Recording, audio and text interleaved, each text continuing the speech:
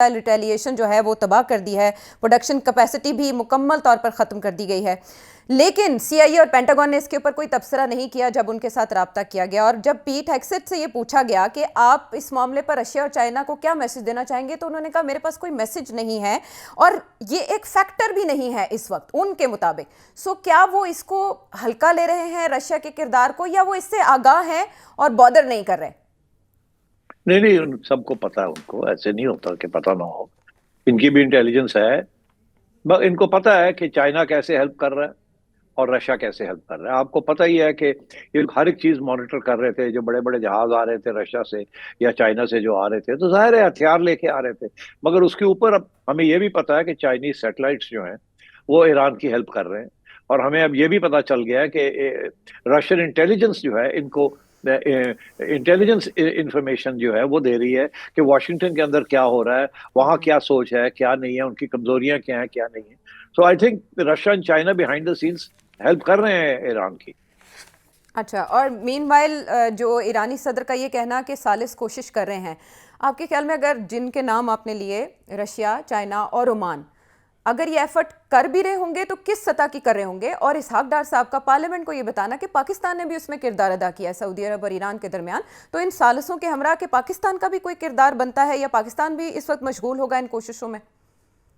نہیں، پاکستان کا تو رول اس حد تک ہے کہ اگر ایران اور سعودی عربیہ کے درمیان کچھ مس انڈرسٹینڈنگ تھی یا کوئی شک شبہات تھے، جیسے کہ جب سعودی آئل فیلڈز کے اوپر کوئی ایک آدھ میسائل گری اور انہوں نے کہا کہ الزام یہ لگا کہ یہ ایران کی طرف سے آئی ہے، تو کاؤنٹر الزام یہ ہے کہ نہیں، یہ ایران نے یہ نہیں کیا، یہ تو اسرائیل کر رہا ہے فالس فلیگ، تاکہ لڑائی جنگ شروع ہو جائے اور سعودی عربیہ کو بھی جنگ کے اندر ملوث کر لیا جائے. اور یہی پریشر ہے اسرائیل کا on U A E and on Saudi Arabia کہ آپ بھی اس جنگ کا حصہ بنے، آپ بھی اپنے جہاز نکالیں، آپ بھی اپنی میسائلز نکالیں اور مارے ایران کو. مگر وہ ابھی اس ٹریپ کے اندر نہیں آ رہے. تو یہ اس کی مس انڈرسٹینڈنگ جو تھی وہ ڈار صاحب نے میرا خیال ہے تھوڑی سی بھاگ دوڑ کر کے ادھر کی بات ادھر، ادھر کی بات ادھر، اس کو ان دونوں کو سمجھایا اور ٹھنڈا کیا ہے کہ نہیں ایسی بات نہیں ہے. اور ایران نے بھی ایشورنسز دی ہیں کہ ہمارا کوئی ایسا مقصد نہیں ہے، آپ باہر رہے ہیں اس ساری چیز سے. تو اس لیے آئی تھنک یہ this was a false flag. اور یہ اسرائیلی جو ہے، یہ اگر نہیں بھی تھا تو ایک آدھ آئی تھنک دکھاوے کے لیے کہ ہم اگر نقصان پہنچانا چاہیں تو پہنچا سکتے ہیں، جو کہ کانسٹنٹ تھریٹ جو ہے ایران کی طرف سے آن دیز گلف کنگڈمز وہ ہے. اور میرا خیال ہے ایز اے وار اسٹریٹجی وہ رہنی چاہیے. بیکاز دیکھیے اب جب یو اے ای کے اوپر ان کی ریفائنری کے اوپر یا ان کے واٹر فلٹریشن پلانٹس کے اوپر ایک آدھ بم گرے گا تو وہ تو ان کی ہوائیاں اڑ جائیں گی کہ اب کیا ہوگا. تو اس لیے یہی مسئلہ سعودی عربیہ کا ہے. سعودی عربیہ کو بھی اب فیصلہ انہوں نے کر لیا کہ ہم امریکہ کی سائڈ پہ نہیں ہیں. انہیں بھی سمجھ آ گئی ہے کہ امریکہ کی گیم کیا ہے اور وہ اپنے الگ ہی کھڑے ہیں اور they don't want to be part of this war. اور سب یہی چاہیں گے کہ اس وار کو ختم کیا جائے، بیکاز سب کا نقصان ہو رہا ہے. ایران کا جو نقصان ہے وہ تو جو ہے نا، اس کو تو کچھ نہیں کیا جا سکتا. مگر ڈونلڈ ٹرمپ نے ان کا نقصان جو ہو رہا ہے ان سب کا، اس کے لیے کوئی پروویژن نہیں رکھی تھی. امریکہ کا تو کوئی نقصان نہیں ہے نا، امریکہ کے تو 8-9 بندے مارے گئے ہیں، یہی ہے، اس سے زیادہ تو ہے نہیں. یہ سارے جو ملک ہیں ان کی ساری انکم جو ہے وہ ختم ہو گئی ہے آئل سے. ان کے جو فیکٹری، وہ جو آئل کی ریفائنریز ہیں وہ بند ہو گئی ہیں. ان کے ٹینکرز جا نہیں سکتے، ان کے جو سامان امپورٹ کرتے ہیں وہ ہو نہیں سکتا. اور یہ تو ان کے تو برا حال ہو رہا ہے یہ سارے لوگوں کا. اور اوپر سے وہ لوگ جو امریکن ایلائز ہیں، جاپان ہے، ساؤتھ کوریا ہے، ان کی تو چیخیں نکل گئی.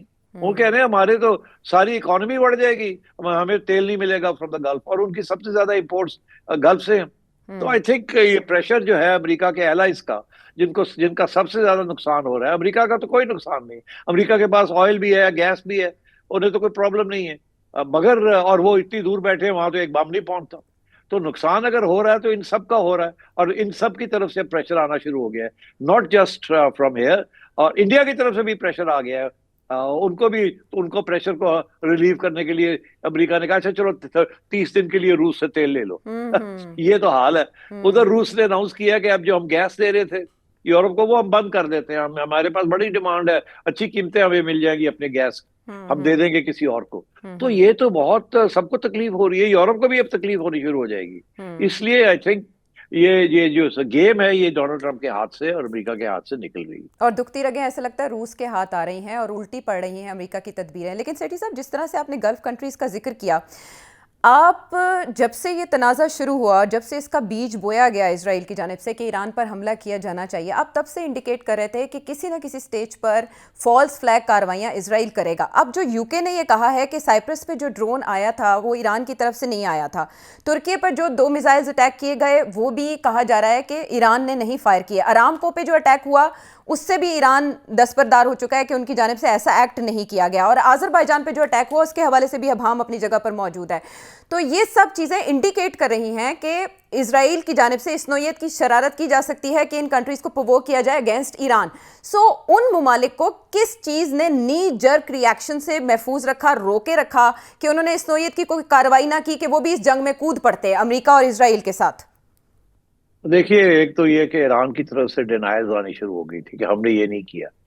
دوسرا جب یہ آپ کو میں نے ابھی بتایا کہ اسحاق ڈار صاحب اور ان کا بھی رول رہا ہے پاکستان کا، اور اس کو تسلیم بھی لوگ کر رہے ہیں، اور اتنا بھاگ دوڑ میں تو نہیں ہو رہی تھی نا کچھ تو ہو ہی رہا تھا. سو آئی تھنک ان کو سمجھ آ رہی ہے کہ اسرائیل کا اس میں بہت زیادہ انٹرسٹ ہے کہ فالس فلیگ کر کے ان ملکوں کو ایران کے خلاف کھڑا کیا جائے اور ان کو کہا جائے آپ بھی لڑیں، جیسے میں نے ابھی کہا. تو یہ ساری باتیں جس کا آپ نے حوالہ دیا ہے، سائپرس کے اوپر اٹیک ہونا یا ادھر آذربائیجان کے اندر یہ چیزیں ہونی برٹش بیس کے اوپر، تو یہ this is all part of the same thing. ٹھیک. اب ان ساری چیزوں کو دیکھتے ہوئے آپ یہ سمجھتے ہیں کہ یہ جنگ خدشہ جس طرح ظاہر کیا جا رہا ہے کہ 2 مہینے 3 مہینے طویل بھی ہو سکتی ہے، سپٹمبر تک جانے کے خدشات کا بھی اظہار کیا جا رہا ہے، تو ایسے میں انرجی کی جو نیڈز ہیں اور آبنۂ ہرمز کی جو صورتحال ہے وہ کیا رخ اختیار کر سکتی ہے؟ کووڈ طرز کے لاک ڈاؤن کی باتیں ہو رہی ہیں، یہ سچویشن کس طرز پہ کس سطح پہ جائے گی اگر یہ جنگ طویل ہو جاتی ہے اور کس کے مفاد میں رہے گی؟ دیکھیے آپ ایک چیز کی طرف توجہ رکھیں، دیکھیں کہ نیو یارک کا اسٹاک ایکسچینج کا صورتحال کیا ہے. اگر وہاں یہ سوچ ڈیولپ ہو جاتی ہے کہ گڑبڑ ہو رہی ہے اور آگے اکانومی کو بہت دھچکا لگنے والا ہے، تو then you will see Donald Trump کی تو پھر سمجھ آئے گی اس کو. اور اس کے لیے ایک چیز ہونی پڑے گی جو میں سمجھتا ہوں کہ باتیں آلریڈی شروع ہو گئی ہیں اور وہ شاید ہو بھی جائے. دھمکی تو میرا خیال ہے انڈائریکٹلی دے دی ہے. وہ یہی کہ اگر ایمریٹس جو ہیں، یہ سارے جو 7-8 ملک ہیں، ان کے جو سارا پیسہ ہے وہ امریکہ کے اندر انویسٹمنٹ ہوئی ہوئی ہے. اگر وہ یہ پیسہ اپنا پل آؤٹ کرنا شروع کر دیں، بیکاز ان کے پاس اب ریزروز ان کی ختم ہو رہی ہوں گی نا، بیکاز ابھی ریونیو تو آ نہیں رہا ہے، بیکاز ایکسپورٹ نہیں ہو رہا کچھ بھی. تو اگر انہوں نے یہ پریشر استعمال کیا مل کے کہ اچھا جی ہم ٹریجری بانڈز کو آف لوڈ کرتے ہیں، یا ہم نیو یارک اسٹاک ایکسچینج کے جو بانڈز ہیں ہمارے بڑی بڑی کمپنیز کے، اوریکل کے، گوگل کے، ادھر ادھر سب جگہ پہ ان کے بہت بڑے بڑے سٹیکس ہیں، پراپرٹیز ہیں، اگر ہم اس کو لیکویڈیٹ کرتے ہیں تو امریکن اکانومی تو بالکل سلمپ پہ چلی جائے گی. اور اوپر سے یہ برکس اور یہ سب کچھ جو ہے، کیونکہ اب رشیا اور چائنا کے ساتھ براہ راست تعلقات بڑھ جائیں گے اس کے بعد after this loss of confidence in America, تو امریکن ڈالر جو ہے وہ بھی انڈر پریشر آئے گا نا پھر اس کے ساتھ. And rouble and Chinese currency yuan ان کی زیادہ اہمیت بنے گی. اور وہ جو آلٹرنیٹو فائنینشیل سسٹم جو بنانے جا رہے تھے Russia and China and under BRICS, اس کی زیادہ اہمیت ہو جائے گی. تو آئی تھنک یہ ابھی تو امریکہ اس وقت اس مغرور موڈ میں ہے کہ ہم ہار نہیں سکتے، یہ نہیں ہو سکتا، وہ نہیں ہو سکتا. مگر ابھی لیٹسٹ جو پولز ہیں وہ صرف 21% لوگ امریکہ کے اندر ڈونلڈ ٹرمپ کے اس وار کو سپورٹ کر رہے ہیں. اور اگر وہاں یہ چیزیں مہنگی ہونی شروع ہو گئی، شارٹیجز ہونے شروع ہو گئے اور اسٹاک مارکیٹ کے وہ گرنی شروع ہو گئی، تو پھر آپ دیکھیے گا ڈونلڈ ٹرمپ کا حال برا ہو جائے گا. آلریڈی ایک زمانے میں آپ ٹو 40% سپورٹ تھا، پھر 35 پہ آیا. ابھی تو باڈی بیگز تھوڑے ہی گئے ہیں نا، 7-8 ہی گئے ہیں. اگر یہ زیادہ دیر چلی تو پھر ظاہر ہے there will be more body bags. And I think یہ جو بات ہو رہی ہے boots on the ground، یہ تو بالکل ہی نان سٹارٹر ہے نا. boots on the ground تو میرا خیال ہے امریکہ کے اندر 1% لوگ بھی سپورٹ نہیں کریں گے boots on the ground، because 92 million people کی یہ آبادی ہے اور پہاڑوں کے ساتھ سارے پہاڑ ہیں all around it. تو boots on the ground یہ ایک دفعہ اندر چلے گئے تو نکلیں گے کیا؟ سارے مر جائیں گے وہاں، مارے جائیں گے وہاں. تو اس لیے آئی تھنک وہ تو ہونا نہیں ہے بوٹس آن دا گراؤنڈ. البتہ یہ ضرور ہے کہ یہ کردوں کو اور آذربائیجانیز کو اور بلوچوں کو اکسانے کی کوشش کریں گے. مگر میری جو اپنا انالیسس وہ یہ ہے کہ اتنا آسان بھی نہیں ہے کردوں کو یہ کرنا. میرا خیال ہے ان کو بھی اس بات کا نظر آ رہی ہوگی نا کہ یہ کامیاب نہیں ہوگی یہ جنگ, اور وہ پھر اس میں اپنے آپ کو کمزور نہیں کرنا چاہیں گے کہ ایران کے ساتھ ایک اور جھگڑا کر لیں.